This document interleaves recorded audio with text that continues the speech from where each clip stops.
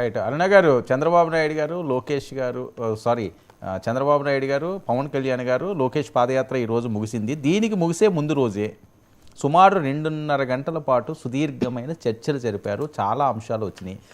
సీట్లు ఇవన్నీ కూడా మాట్లాడుకుంటూ ఉంటారు అని చెప్పి పెద్ద ఎత్తున ప్రచారం జరుగుతున్న నేపథ్యం. ఎందుకంటే ఫిబ్రవరిలోనే ఎన్నికల నోటిఫికేషన్ వచ్చే అవకాశం ఉంటుందని జగన్మోహన్ రెడ్డి గారే ప్రత్యక్షంగా మాట్లాడిన పరిస్థితి. సో ఇలాంటి టైంలో ఒక క్లారిటీ, మీ అభ్యర్థులు కావనివ్వండి, వాళ్ళ అభ్యర్థులు కావనివ్వండి, వాళ్ళు గ్రౌండ్లోకి వెళ్ళి వర్క్ చేసుకోవాలి కాబట్టి ఒక క్లారిటీ ఇవ్వాలి. నియోజకవర్గ ఇన్ఛార్జీలతో ఎవరు ఏం చేస్తారన్నది. ఆ క్లారిటీ ఇవ్వకపోవడం అన్నది రేపు కొద్దిగా ఇబ్బందికర పరిస్థితులు.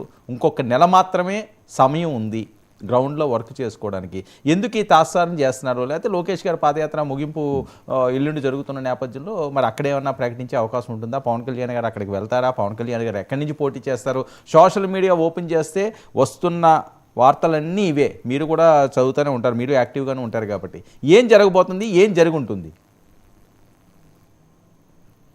సార్, మొదటగా రేపు లోకేష్ గారి పాదయాత్ర ముగింపుకి నిన్న మా అధ్యక్షుల వారి ఇంట్లో శ్రీ చంద్రబాబు నాయుడు గారితో జరిగిన మీటింగ్ కి అలాంటి సంబంధం లేదు. ఫస్ట్ విషయం, ఎందుకంటే వాళ్ళు కేవలం పొలిటికల్ ఎజెండా గురించి మీరు అన్నట్లుగా డిస్కషన్ చేసుకోవడానికి మాత్రమే ఆ మీటింగ్ జరిగింది.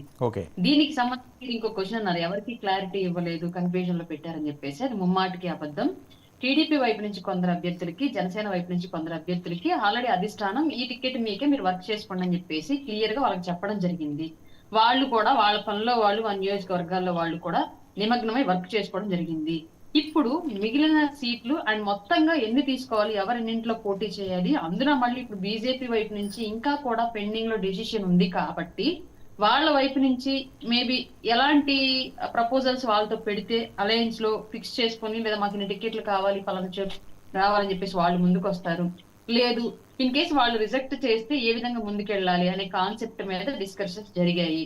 దానికి సంబంధించి సీట్లు సర్దుబాట్లు, పైగా రెండు పార్టీల్లోకి కూడా అటు వైఎస్ఆర్సీపీ పార్టీ నుంచి ఇటు కొత్తగా పారిశ్రామికవేత్తలు అండ్ రాజకీయంగా ఆసక్తి ఉన్న వాళ్ళు, కొత్త వాళ్ళు కూడా ఇరు పార్టీల్లోకి జాయినింగ్స్ జరుగుతున్నాయి. కాబట్టి చాలా మంది ఇప్పుడు ప్రజెంట్ టికెట్ ఆశించే వస్తున్నారు. కాబట్టి ఆ ప్లేస్ లో ఉన్న వ్యక్తుల్ని ఎక్కడ వేరే ప్లేస్ కి చేంజ్ చేయడం, లేదంటే వాళ్ళని ఇంకేదైనా బుజ్జగింపు చర్యలు చేసి వచ్చిన వాళ్ళకి ఆ టికెట్ ఇవ్వడం. అంటే అక్కడ సమస్య ఏంటంటే అండి, కొంతమంది పార్టీకి ఎప్పటి నుంచో కార్యకర్తలుగా, నమ్మకస్తులైన నాయకులుగా పనిచేస్తూ ఉన్నా కూడా రేపు పొద్దున 24లో వచ్చే వైఎస్ఆర్సీపీ పార్టీ నుంచి విపరీతంగా ఫ్లో అయ్యే ధన ప్రవాహం నుంచి తట్టుకోగలిగే వాళ్ళు లేకపోవచ్చు. ఆర్థిక బలాలు, సామాజిక బలాలు కొంచెం వీక్ గా ఉన్న వాళ్ళు అయి ఉండొచ్చు. ఇట్లాంటి సిచ్యువేషన్స్ లో ఎవరైనా బలమైన అభ్యర్థి పార్టీలోకి వచ్చినప్పుడు వాళ్ళకి టికెట్ ఇస్తే పార్టీని గెలుపు తీసుకెళ్తారనే నమ్మకంతో ఇట్లాంటి వ్యక్తుల్ని వీటికి సంబంధించి టికెట్ సర్దుబాట్లు, వీటికి సంబంధించి చర్చలు అనేవి జరిగిన మాట వాస్తవమే. దీనికి సంబంధించి ఎప్పుడు ప్రకటిస్తారు ఏంటి అనేది ఇప్పటికి కూడా మాకు కూడా ఇంకా పూర్తిగా క్లారిటీ లేదు. బట్ జనవరి 15 లోపు కూడా రాష్ట్ర వ్యాప్తంగా ఉన్న అందరు అభ్యర్థులకు సంబంధించి టికెట్లు కన్ఫర్మేషన్ అనేది ఇవ్వడం జరుగుతుంది ఇరు పార్టీల నుంచి అని చెప్పేసి అయితే నడుస్తుంది. మీకు ఎలా తెలుసు? ఈ విషయం వరకు మాకు కూడా అంతే తెలుసు. పైగా ఇక్కడి నుంచి జరిగే ప్రతి సభ టీడీపీ, జనసేన కలిసే జరుగుతుంది. ఆల్మోస్ట్ ఇక్కడి నుంచి ప్రతి చోట కూడా స్థానికంగా ఎవరైనా నాయకులు మేము సింగిల్, మాకు ఎక్కువ బలం ఉంది అని చెప్పేసి రెండు పార్టీల నుంచి ఎవరైనా నాయకులు వాళ్ళ షో వాళ్ళు చేసుకోవాలనుకుంటే చేసుకుంటారేమో నాకైతే తెలియదు, కానీ జిల్లాల వారీగా, నియోజకవర్గాల వారీగా. బట్ రాష్ట్ర వ్యాప్తంగా అధిష్టానం నుంచి, ఇరు పార్టీల అధిష్టానాల నుంచి ఉన్న క్లియర్ ఇన్స్ట్రక్షన్స్ ఏంటి అంటే, ఏదైనా ఒక పెద్ద సభలు, రాజకీయ సభలు కనుక జరిగితే డెఫినెట్ గా ఇరు పార్టీలు కలిసే పాల్గొనాలి, ఇరు పార్టీలు కలిసే దాంట్లో పార్టిసిపేట్ చేయాలని చెప్పేసి క్లియర్ ఇన్స్ట్రక్షన్స్ మాకున్నాయి. దీనికి సంబంధించి జరిగిన చర్చ ఇది.